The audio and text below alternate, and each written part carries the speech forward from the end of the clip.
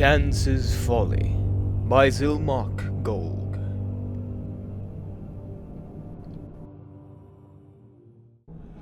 By the time she was 16, Minerva Lallos had been an unwelcome guest in every shop and manor in Balmora.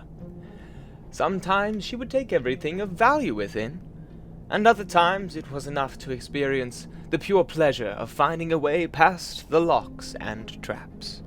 In either situation, she would leave a pair of dice in a prominent location as her calling card to let the owners know who had burgled them. The mysterious ghost became known to the locals as Chance. A typical conversation in Balmora at this time. "My dear, whatever happened to that marvelous necklace of yours?" "My dear, it was taken by Chance." The only time when Chance disliked her hobby was when she miscalculated, and she came upon an owner or a guard. So far, she had never been caught, or even seen, but dozens of times she had uncomfortably close encounters. There came a day when she felt it was time to expand her reach.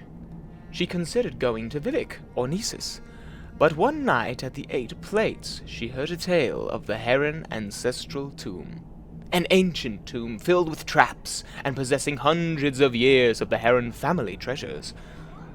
The idea of breaking the spell of the Heron tomb and gaining the fortune within appealed to Chance. But facing the Guardians was outside of her expertise. While she was considering her options, she saw Ulsteir Morisby sitting at a table nearby, by himself as usual.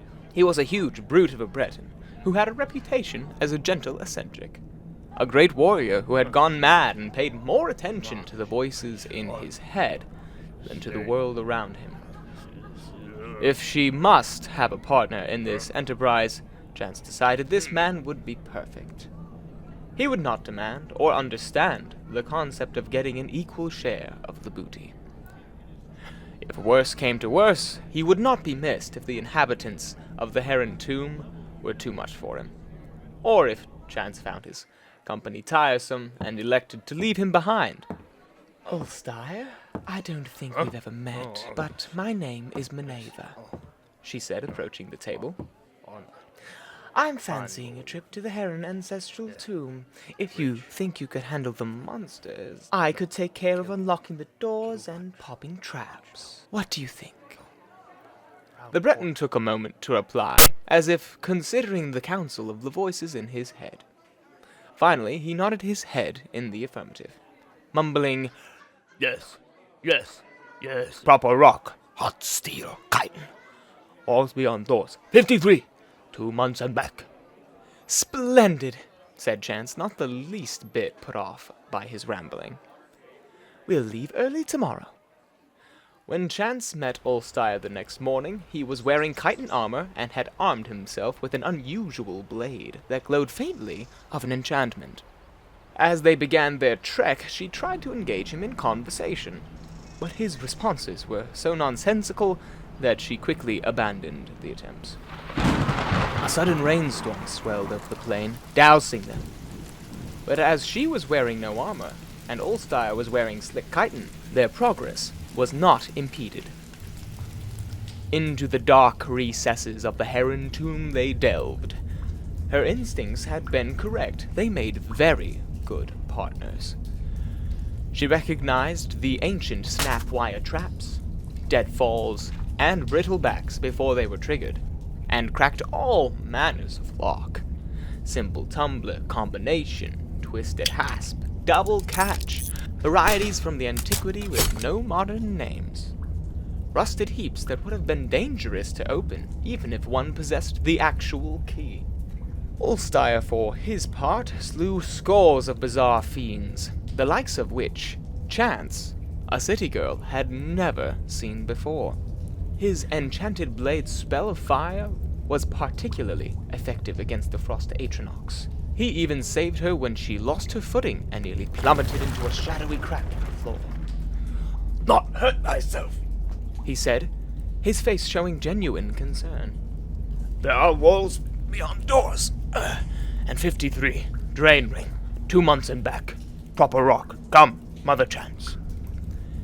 Chance had not been listening to much of Ulstire's babbling, but when he said Chance, she was startled. She had introduced herself to him as Minerva. Could it be that the peasants were right, and that when madmen spoke, they were talking to the Daedra Prince Sheogorath, who gave them advice and information beyond their ken? Or was it rather, more sensibly, that Ulstire was merely repeating what he had heard tell of in Balmora, where in recent years Chance had become synonymous with lockpicking? As the two continued on, Chance thought of Ulstire's mumblings. He had said chitin when they met, as if it had just occurred to him, and the chitin armor that he had worn had proven useful. Likewise, hot steel. What could walls beyond doors mean? Or 2 months in back? And what numbered 53? The notion that Ulstire possessed secret knowledge about her and the tomb they were in began to unnerve Chance. She made up her mind then to abandon her companion once the treasure had been found. He had cut through the living and undead guardians of the dungeon. If she merely left by the path they had entered, she would be safe without a defender. One phrase, he said, made perfect sense to her. Drain ring. At one of the manors in Balmora, she had picked up a ring, purely because she thought it was pretty.